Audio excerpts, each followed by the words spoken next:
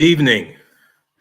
Good evening. My name is Ted Darlington, and on behalf of our president, Mikel LaRoche, our Health and Wellness Committee, and the entire Alpha Phi Alpha Fraternity Incorporated Lambda Chapter, we welcome you to our Health and Wellness Conversation series on the body. Tonight, we will focus on the subject of diabetes. And to enlighten us on the subject, we have Dr. Griffin P. Rogers with us tonight. Dr. Rogers is a director of the National Institute of Diabetes and Digestive and Kidney Disease.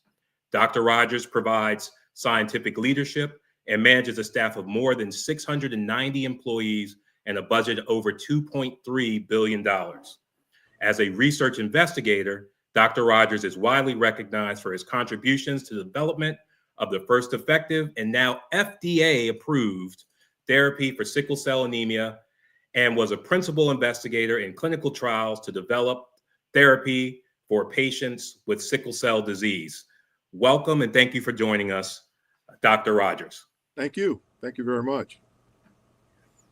We are also honored to have Daryl Higgins, Executive Director of DC, Maryland, Virginia Region of the American Diabetes Association. Mr. Higgins is a purpose-driven development leader. He is the father of someone living with type 1 diabetes. Daryl uses his personal experience as a father and his professional not-for-profit leadership experience to advance the ADA's mission to prevent and cure diabetes and to improve the lives of people affected by diabetes. He works to fulfill this mission by leading fundraising activities and developing corporate and community partnerships, so that the DC, Maryland, and Virginia region of the ADA can continue to connect the community with the wealth of resources available through the organization. Thank you for joining us, Mr. Higgins. Thank you, Ted, and I really appreciate Lambda Chapter of Alpha Phi Alpha Incorporated putting this event on. Thank you very much. Before we get started, throughout the night, you'll see a QR code pop up in the left corner of the presentation. We'll talk a little bit about that, but as part of the mission to fund the mission of the ADA, if you are able to and would like to support us, just please take a picture of that QR code, and that'll lead you directly into a place where you can make a contribution. Thank you very much. Thank you. And I'll turn it over to you, Dr. Rogers. Well, thank you. It's really a great honor to be invited to participate in the Diabetes, the Mind, Body show, and a shout out to the brothers of Lambda Chapter of Alpha Phi Alpha for the invitation, especially to Brother Ted Darlington, who's graciously offered to run my slides tonight, and to Brother Rodney Robinson in absentia. November is Diabetes Awareness Month, so it's very timely to hold this discussion today. And in the time allotted, I thought I'd briefly describe what we know, what we think, and what research we're conducting and supporting for the prevention, treatment, and eventual cure of diabetes. So if I can have the next slide, please.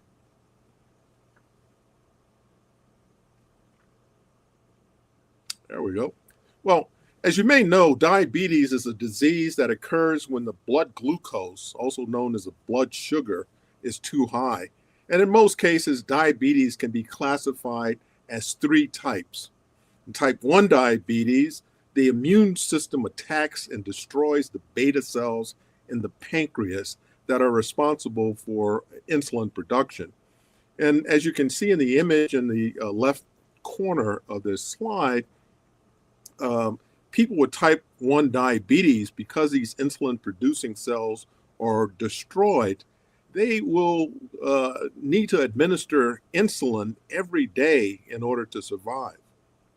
Now, in type 2 diabetes, the cells in the body poorly respond to insulin, and they lose the ability to take up glucose into the cells as a fuel source. This is known as insulin resistance. The pancreas tries to make up for this lack of the glucose regulation, and it tends to make more and more insulin, but eventually it runs into a point that its ability just is overcome, and the glucose levels begin to rise above the healthy range. Now, type 2 diabetes is generally associated with obesity and is more common in adults, but it can begin at any age, as you'll hear in a future slide. The third type, gestational diabetes, is a type of diabetes that occurs during pregnancy and usually resolves after pregnancy. However, gestational diabetes is known to confer both short and long-term high risk for pregnant people and their children, including babies with high gestational weight and delivery complications, and a greater risk in the kids for developing type 2 diabetes and obesity later in life. And then lastly, prediabetes, shown on this slide. It's a serious condition where the blood sugar isn't quite high enough to be classified as diabetes, but it's higher than normal. And individuals with prediabetes are at great risk over subsequent 5 to 7 years to actually developing diabetes. Prediabetes is not benign. It puts you at a greater risk for not only developing type 2 diabetes, but for heart disease as well as stroke. Next slide, please. There we go. Well, many diseases within NIDDK's mission are chronic, common, consequential, and costly, and diabetes is especially true. It's a disease of both physical and emotional, as well as financial burden. There are estimated 38 million people of all ages who have diabetes. That's about 11.6% of the US population. And as I'll show you in a moment, there's another 97.6 million people who have prediabetes. About 1 in 5 individuals, adults with diabetes, don't know that they have it. And when you combine the people that 38.4 and 97.6, that means that roughly 1 in 3 Americans either has or are at risk for developing type 2 diabetes. These numbers are projected to increase substantially, especially because there's an increasing rate of diabetes and obesity in the youth. Diabetes can lead to a number of complications, including the risk of cardiovascular disease, kidney disease, blindness, amputation, as well as lesser known complications that I'll show you on the next slide. And as it's one of the most expensive chronic diseases, diabetes costs about $4.13 billion. This was in 2022. 1 in every 3 Medicare dollars expended is spent in the provision of care for people with with diabetes. And individuals with diabetes in general have an excessive spending of about $12,000 a year on Medicare or on medical costs compared to those individuals without it. So you can see this is an urgent problem for our institute, and it's really an urgent priority in focusing on research to help to prevent and to treat this disease. Next slide, please. So where does it occur? If you look at this map, this shows you the prevalence of diabetes across the country. And the dark blue or purple indicates a very high prevalence. You can see that it's largely in the southeastern section of the United States. The highest prevalence of diabetes in all states is in West Virginia, where about 18% of individuals have diabetes. Just to contrast that, Colorado and Vermont and South Dakota have the lowest prevalence of diabetes in the country. Next slide, please. Now, as I indicated, this is becoming an increasing problem in youth. Certainly when I went to medical school, it was called adult onset for type 2 diabetes and juvenile diabetes for type 1. This slide that is done that we do in collaborations with the Centers for Disease Control and Prevention shows that the the incidence of both type 1 and type 2 are increasing over the years, largely increasing in the case of type 1 diabetes, more in non-Hispanic Blacks and in Hispanics, where there's a great increase in type 2 diabetes in the youth. And by youth, I mean 20 years or younger, in both Native Americans, shown on the right side in the red, as well as African Americans. But you can see that all groups show some increase in the prevalence of type 2 diabetes. Now, this is important to realize that the longer you have diabetes, the greater the risk of those complications that I mentioned. And so instead of someone in the adult life developing diabetes in their 50s and 60s, imagine someone 12 or 13 with diabetes. In their 20s, they may develop the serious complications. So this is really a major problem that we're putting all of our efforts into at the moment. Next slide, please. With respect to being consequential, both type 1 and type 2 diabetes share the same complications. As you are very much aware, it's one of the leading causes of stroke, cardiovascular disease like heart attacks. It's the leading cause of blindness in this country. It causes kidney disease. And because this persistent high level of blood sugar or blood glucose can cause damage to the vessels, you can see almost every vessel in the body can have those associated complications. It also causes havoc on the nerves. So about 12 to 25% of people can suffer from nerve damage, particularly in the lower extremities, and this then leads to diabetic foot ulcers, which has enormous pain and suffering. Next slide, please.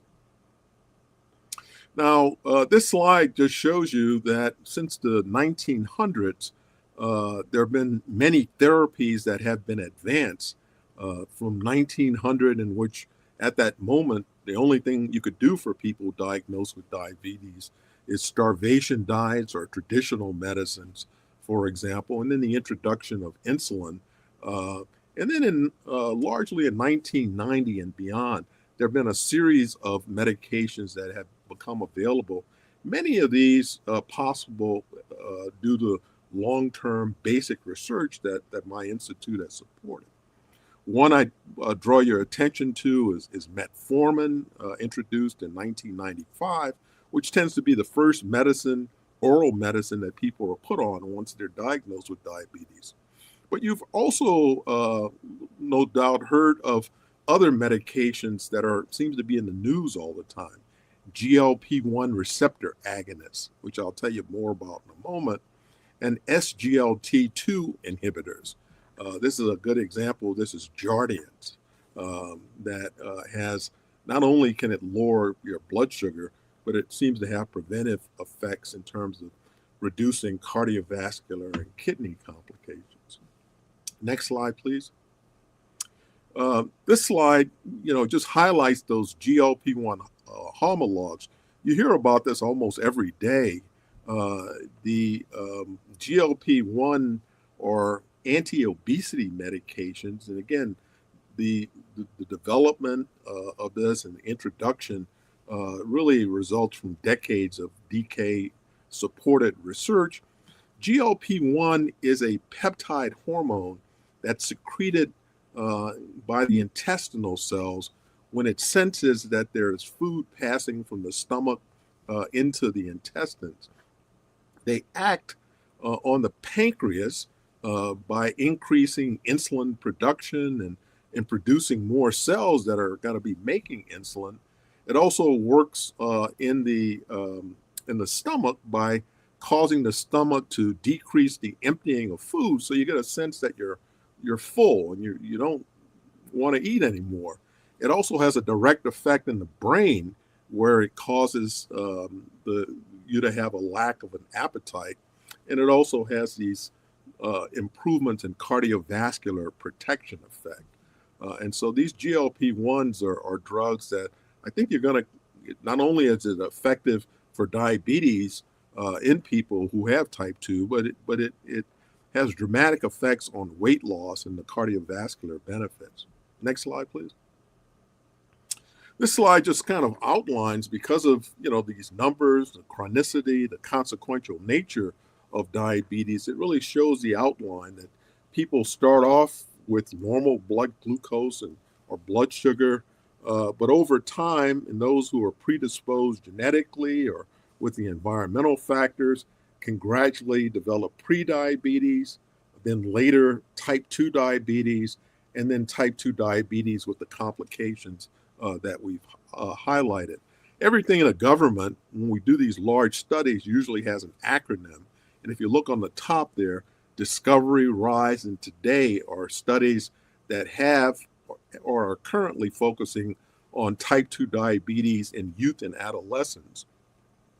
Whereas the Go Mom study focuses on gestational diabetes and trying to prevent these women from developing prediabetes and later diabetes. I do, though, want to tell you about this diabetes prevention program shown at the bottom of that tracing, DPP, or the Diabetes Prevention Outcome Study. Next slide, please. So as I mentioned before, the 38 million people are the people that we know about, but that's just the tip of the iceberg. There's roughly 100 million people in the US with prediabetes who are at great risk of developing diabetes in the next 5 to 7 years. And the question comes up, well, can you somehow prevent or slow down the risk of the rate at which they are developing this? Next slide, please. So this led us to develop this Diabetes Prevention Program study, or DPP. In this study, it was over 3,000 participants. We oversampled for minority participants because they're the ones who have the greatest risk of either having prediabetes or diabetes. These individuals all had impaired glucose tolerance, or IGT. They were overweight or they were obese. And we really randomized and compared 3 different approaches. One is a placebo approach, shown in green, in which we gave them general instructions on exercise and what to eat. Another group received metformin, that first drug that I mentioned that's typically used in or given to patients who have newly diagnosed with diabetes. And then the third group was a lifestyle intervention. And that's outlined in a little bit more detail on the next slide.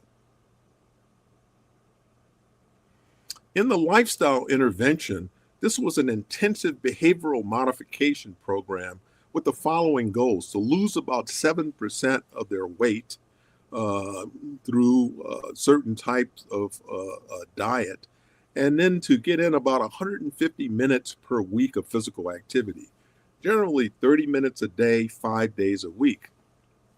This intervention was delivered on a one-on-one basis with a counselor for 16 sessions, core curriculum over a 24-week period. And then after that was concluded, monthly sessions to reinforce what was taught. Next slide, please. This slide just shows you the results of that study. Placebo shown in yellow, metformin, and in blue is a lifestyle. And it showed that this is illustrated by race and ethnicity, that all ethnic groups, racial and ethnic groups, showed this similar pattern, that in comparison to the placebos group, who went on to develop diabetes at a particular rate per year, the metformin group showed a reduction in the amount or the prevalence of diabetes in the subsequent years. In fact, overall groups, the average reduction with the metformin was about 31%. The most dramatic effect, though, was with that lifestyle intervention. This has occurred in all of the groups. It was a 58% reduction. And since we had equal or substantial numbers, we can tell that it was equally effective in all racial and ethnic groups. Next slide, please. And I'm getting towards the end. If you look at it a different way, and then not looking at it by race, but looking at it by the age that the individuals were at the time that they were randomized, you'll see something very interesting, that the metformin here worked especially well in younger adults. You can see if you look to the left there, the individuals who were between the age of 25 to 44 when they entered the study, the metformin was almost as effective as a lifestyle intervention. But as people aged, you can see on the right there, at 60, the metformin wasn't very effective compared to placebo. On the other hand, the lifestyle was especially effective in everyone, but it was especially effective in older adults. You can see that the 60-year-olds, the individuals who were 60 or older at the time of randomization, had a dramatic reduction in their risk of going on to develop diabetes compared to placebo. In fact, I told you the overall average was about 58%. Here, there was about a 71% reduction. And the bottom line from that is that it's never too late to start an exercise and a eating program that could reduce your risk of developing diabetes. Next slide, please. Now, the study went on from 96 to 2001, and then we had a second phase in which we were just continuing to look at the outcomes in the subsequent 15 years or so. And I can tell you that there was a durability to the effects of the lifestyle as well as the metformin. But the problem with this, in terms of scaling it to somehow try to achieve an intervention that would be effective in this 97 million people at risk, is that on a one-on-one counseling, it costs about $3,000. So obviously you couldn't, that would be cost prohibitive. So in order to scale this, you needed to do this counseling or this intervention in a group program. And one of the places that we're able to do this was in the YMCA. You might ask, well, why the Y? Well, there are 2,500 YMCAs in this country, and about 60% of the population live within a 3-mile radius of a YMCA. Actually, close to 80% live within 10 miles. And for those of you who've ever used a Y, you know that the ability to pay, it should not be a deterrent in terms of participating in YMCA activities. When the study was replicated in a group setting, showed almost the equivalent results that we found with the one-on-one counseling, ultimately leading the CDC to develop a program to train and certify counselors for this program. And then in 2016, the Center for Medicare and Medicaid actually found that this is something that they needed to cover. And so in a span of about 20 years, a little bit less than 20 years, you went from an intervention to something that's now standard of care and it's covered by Medicare as well as private insurers. This usually doesn't happen, I can tell you, in the federal government. So we're very pleased with this particular program. Okay, last few slides. Next slide, please. So the take-home messages. Diabetes is a common and costly and consequential chronic condition affecting a lot of adults in this country and increasingly being seen in underrepresented population, particularly in the youth. Our research has largely improved the lives. I haven't had a chance to talk too much about type 1 diabetes, but both type 1 and type 2, developing effective lifestyle and pharmaceutical preventions, changing the quality and quantity of life in these individuals. Moving forward, we want to make sure that we can tailor individual treatments and advance this concept of precision medicine so you get the right drug to the right person at the right time to improve health outcomes. Just by now using artificial intelligence and machine learning to dissect out further the so-called diabetes heterogeneity. And the final take-home message that I would leave you with is either with type 1 or type 2, with obesity before or after developing this. Next slide, please, the final slide. We all have to make physical activity, and you might want to enlarge that so people can see it, a to-do item as opposed to a lifestyle choice. This slide is supposed to show people going to a fitness center, and instead of taking the stairs, they're all going up on the escalators. I can tell you that physical activity has so many benefits, even outside of obesity or diabetes, that if you could bottle whatever beneficial effects there are, this would be a drug that would eclipse the GLP-1 in terms of the effectiveness on a global scale.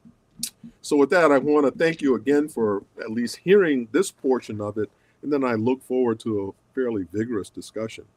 Thanks so much, and Daryl, let me turn it to you. Way to level set for our audience and give them an understanding of the different types of diabetes, as well as why it is a serious problem in our country. And then finally, I think it's amazing all of the incredible research and work that you're doing at NIH and NIDDK to help us understand the most effective interventions, and highlighting the lifestyle changes happen to be the best way to address not only managing your diabetes, but also preventing diabetes. Mm-hmm. So with that, I definitely want to ask you some more questions, but we also want to take some questions from those people that are joining us for this conversation. So while I'm asking some questions of Dr. Rogers, please put something in the chat, and we'll try to get to those questions. But so as we talk, first question for you, Dr. Rogers, as we talk, you talked a lot about type 2 diabetes, and it makes sense because that's the most prevalent kind of diabetes. But help us to understand a little bit more about type 1 diabetes. Sure, absolutely. Type 1 diabetes, probably of those numbers that I showed you, probably represents somewhere about 5% of all of the diabetes. And unlike type 2 diabetes, which that epidemic is largely being driven by obesity, type 1 diabetes occurs in individuals who potentially are genetically susceptible to having diabetes, type 1 diabetes, or they're genetically susceptible to their immune system turning against those beta cells in the pancreas and beginning to destroy them. Now, the question is, what is it that triggers that immune system? And that's something that we are actively working on. We started a program called TEDDY. As I said, every study requires an acronym. TEDDY stands for the environmental determinants of diabetes of the youth. And from this, because I said type 1 has a genetic component, first degree relations, if someone has diabetes, you're at increased risk. We screened about 6,000 pregnancies to achieve several thousand individuals who we followed from the time that they were born to 15 years of age. And we collected samples from them, all kinds of samples, saliva and stool and urine and hair clippings and other things. And actually, we recruited the very last patient who finished 15 years of the study about 5 months ago. So we have millions of data points that we're now beginning to dissect out what potential infectious causes like viruses or bacteria or other things, whether there are medications that are being used or other things. And I would predict that within the next 6 to 12 months, you're going to be hearing a lot about that in the news about, what it is that's causing it. If it's, for example, a virus, one can imagine a vaccine that might preempt people at high risk from developing, or Yep. or if it's a food substance, a dietary restriction, for example. That's Yep. Go ahead. And Dr. Rogers, to follow up on type 1, because my Mhm. daughter lives with type 1 diabetes, and she Yes. was diagnosed at 9 years old. And people hear about, people with type 1 diabetes being diagnosed in their younger years. Hmm. But Yeah. there are a lot of people that are actually diagnosed as adults as well. No, In fact, absolutely. I have a colleague of mine that was diagnosed at 35 years old. And unfortunately, he was initially diagnosed with type 2. That's exactly right. In fact, that's sort of the usual thing that people would associate having diabetes or so-called juvenile diabetes as someone, who are quite young, less than 20, versus someone with type 2 diabetes if they're adults. We're actually seeing a blending of this, that there are many more people in sort of their 30s and 40s now developing type 1 diabetes, as well as I pointed out, type 2 developing in kids under 20. And that change that you saw, one thing that I hear frequently, well, I didn't know that African Americans can get type 1 diabetes. Well, yes, they can. Why we're seeing actually a change in the prevalence in certain racial and ethnic groups that we hadn't seen before, obviously their genes aren't changing. So it's something in the environment. And that's why it's so important that these environmental triggers are actually causing people who are at lower genetic risk for developing this. And that's the whole point of this TEDdy study. Two other things that I'll just quickly mention because I'm sure you want to move on. Yeah. Is that the work that we've been doing has kind of redefined the various stages of type 1 diabetes, from people who are genetically susceptible to showing their first development of antibodies to this. Usually when they have antibodies, their first stage, their blood sugar still is normal, but then over time they develop dysglycemia, and then finally they actually have clinical diabetes. We have been developing therapies to treat patients before they actually develop clinical diabetes. And for the first time a number of years ago, a certain drug called teplizumab has shown that you can actually delay the onset of diabetes by at least 3 years by using this drug. Imagine 3 years without having to test your blood sugar frequently. As you know, as a parent, in young kids, the parents often take turns waking up in the middle of the night having to check kids' blood sugar to make sure that their blood sugar doesn't get too low. And so 3 I've been years, there. 3 years without doing that, it might not sound like a lot, but it shows that it's possible. And then the other thing we've been involved with is developing an artificial pancreas technology. And when I first came on as a director, there were really no FDA approved APs, as they're called.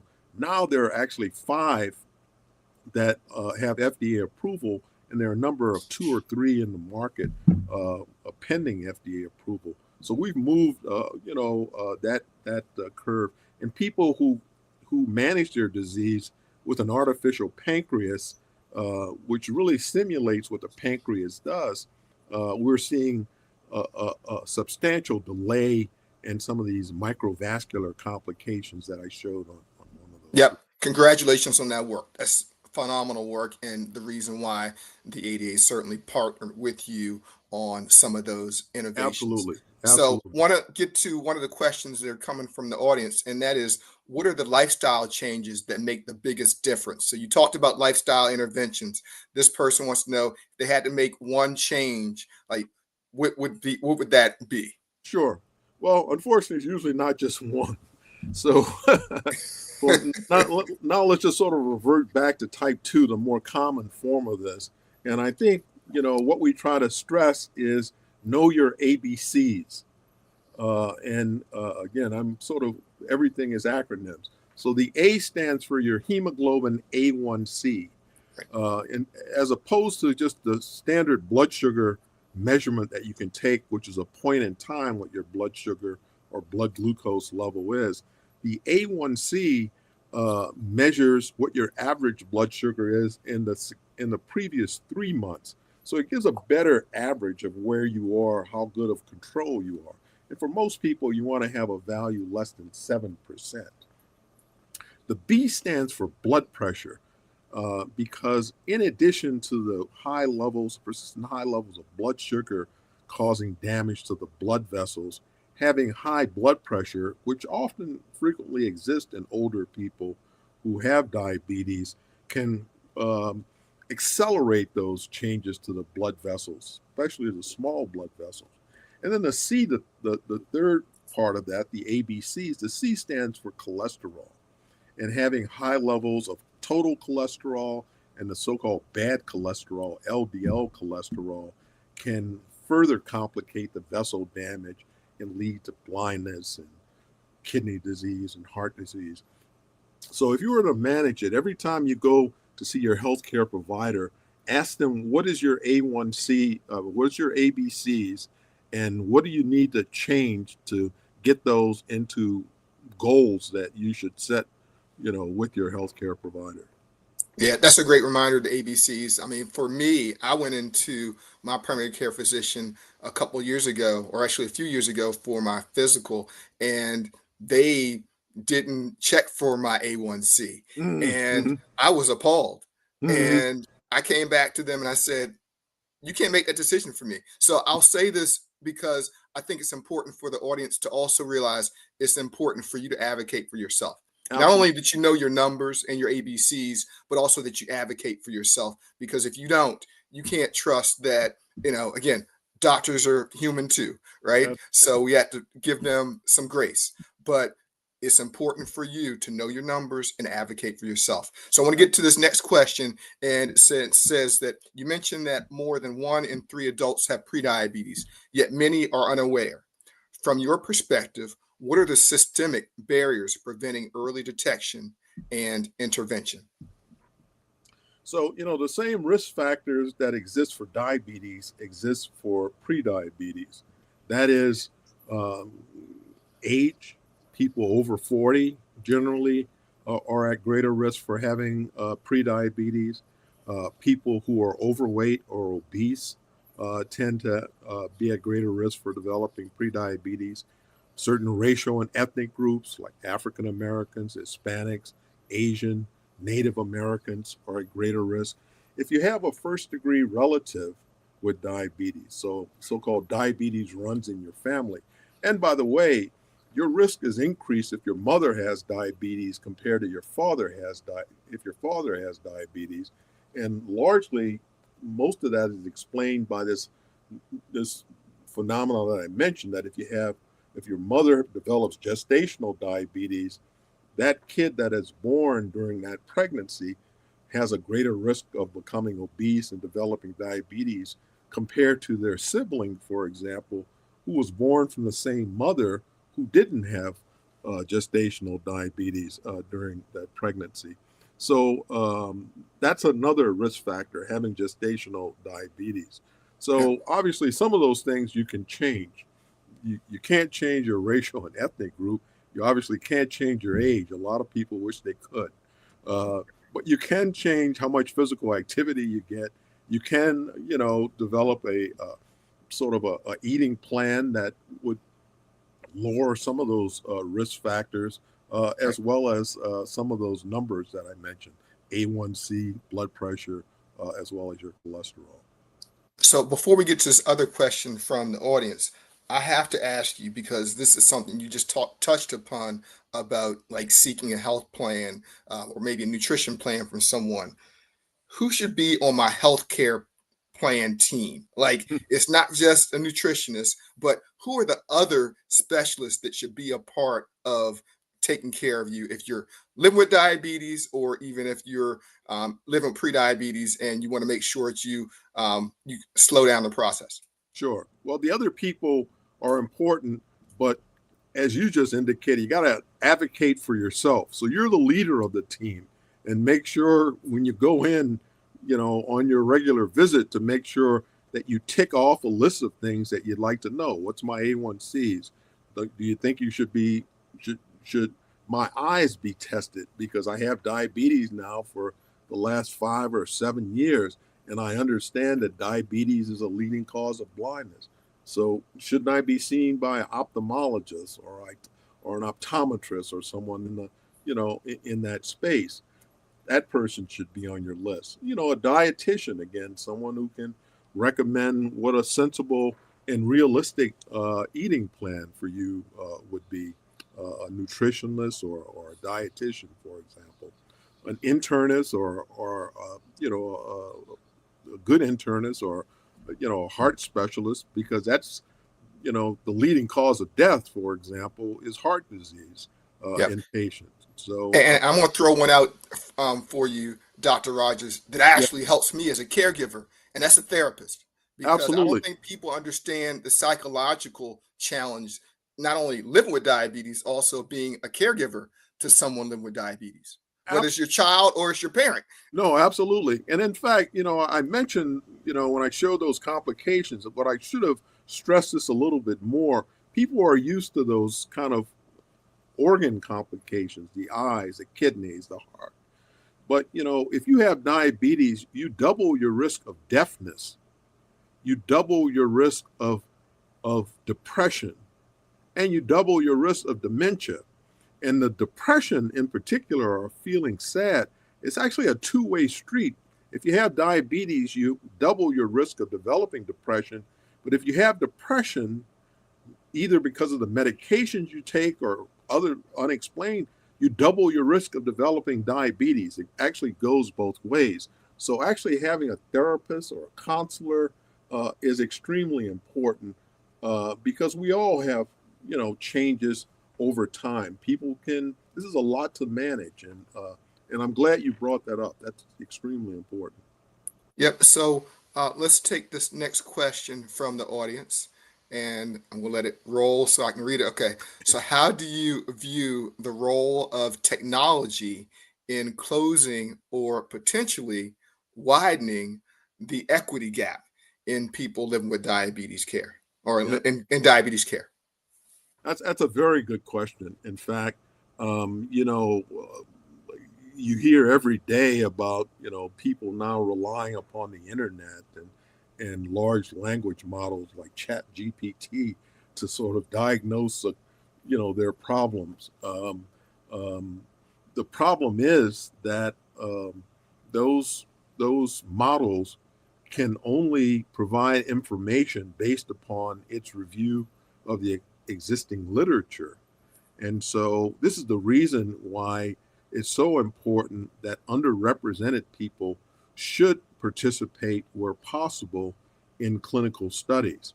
Because unless that happens, and data, like I showed you on that DPP study, overall results, but then, broken down by race and ethnicity, you end up getting either skewed results or unreliable results, which could widen the gap that the audience member appropriately pointed out. It can Great. narrow the gap as well, because again, it can certainly narrow, or at least provide you with the appropriate types of questions to ask when you're being seen by a member of your team or the healthcare providers, and serve as a reminder of things that you list, that you bring in a sheet with you when you go to see. And so in that case, it could be a good thing. Awesome. So before we get to the audience question, I want to ask one more question that came in, and that's if you were taking a GLP-1 for weight loss, can it mask that you might have diabetes? Well, GLP-1s, actually, the nice thing about GLP-1s, it will lower your blood sugar, but only if you have diabetes. So if you're taking GLP-1s for weight loss and you don't yet have diabetes, it doesn't substantially change your, either your A1C levels or, the more traditional way of diagnosing diabetes is a fasting blood sugar and oral glucose tolerance test.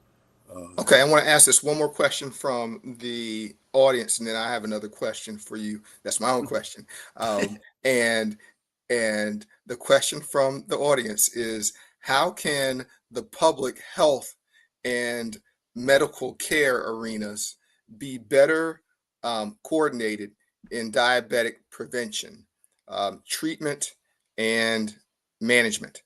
Yeah, yeah, that's again a very good question.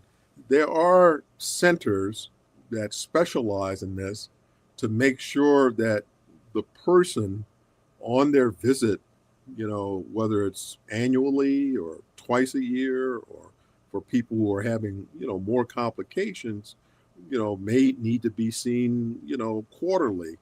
But rather than having the person go from place to place to see different specialists and, members of their team, they actually have a location where during your visit, you see everybody, on the same day or over a course of 2 days, including the nutritionalist, including the eye doctor, including a cardiologist and a kidney specialist, if necessary. That's one way of coordinating it. And I know that, some of these large healthcare providers, like Kaiser and others, this is their approach. Because if someone comes in, imagine everything that they have to do to, to free up their time, work or whatever, to get in to be seen. And they just happen not to be seen by a particular person. It's so hard to get an appointment these days that's a missed opportunity. Other thing I want to mention is, vaccines are very important. People with diabetes are at obviously a greater risk of developing very more serious complications to things like COVID and pneumonia and other things. So make sure that as you speak with your healthcare provider, make sure that your vaccines are up to date. Yep, yep. And I'll just echo some of the things you said and also emphasize some of the things I've seen in my role at the ADA in Mhm. the impact and effectiveness of private-public partnerships to address community needs and Mhm. some of the social determinants of health that we Mhm. see going on throughout society. Because we can't do this alone. It's going to take partnership. It's going to take collaboration. And the people in this country that have the most money are the private sector organizations that can help to address this. So I'm going to actually ask you this last question from Joshua Campbell, and then I have one more question for you. So his question is, what are some misconceptions you often encounter about diabetes that you wish more people understood? Yeah, yeah. Well, one of them is we talked about earlier on that type 2 diabetes is exclusively, seen in African Americans or racial minorities, that individuals who are African Americans don't get type 1 diabetes. That's not the case. And in fact, that's where you're seeing the numbers increase over time. Some people, hold on to uh, therapies that they see on the internet about using baking soda or some other medications in place of therapy, some natural products or herbal medicines. First of all, you don't know what's in a lot of these things. A lot of them aren't exactly what they're what they're told. So I would put in a note of caution about exclusively using what are called natural products, as if natural products don't have side effects. That's not the case. And in another area which we work in, we find, we are responsible for liver disease as well. And we find that a lot of these so-called natural products have a fairly high percentage of liver damage associated with them, particularly used at very, very high doses. Awesome. So last question, Dr. Rogers, before we get off and hand it over to Ted, is in your work with the American Diabetes Association. I know you've been, a speaker at our scientific sessions conference on many occasions. what impresses you most about the work that the ADA does in the programs that we've implemented throughout the country? Well, I think that the ADA's focus on making sure, and this is something that you just alluded to, making sure that patients are sort of involved in a lot of aspects of what the what the society is doing. So they're, unlike many societies in which they're really focused exclusively on the scientific or the medical aspects of it, they make sure that there are patient representatives, people who have lived experience either themselves or with or with family members or close friends who are involved in sort of the future direction that the organization has taken. That's something that the previous president was actively involved in. I remember her sort of quoting quite frequently, "Nothing about us without us," and making sure that those voices are heard in a lot of the discussion. That's very unique for the ADA and something that we have been actively involved in as well. The reach of the ADA is also quite great, as you know, with regional chapters all ultimately converging at the national meeting, where you can hear the latest breaking news on discoveries. Yep, thank you for that. So I'm going to actually hand it back off to Ted Darlington to close us out. And that was an incredible conversation. Thank you so much, Dr. Rogers, for sharing your vast knowledge of the subject on diabetes and obesity. Well, thank you for a great moderation of discussion. It looks like there are many more questions that could have been asked, and Yes. maybe at some point I will be invited back again to share part 2. I'm sure you will. Well, Dr. Rogers, if you're willing to come back, we can book that right now. Be careful what you wish for, right?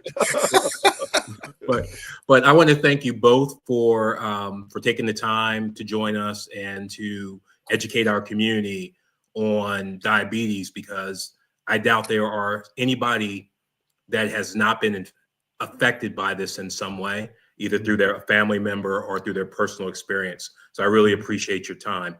I do want to take the last couple of minutes for you, Daryl, and just give you a few minutes to talk about your upcoming event on November 15th.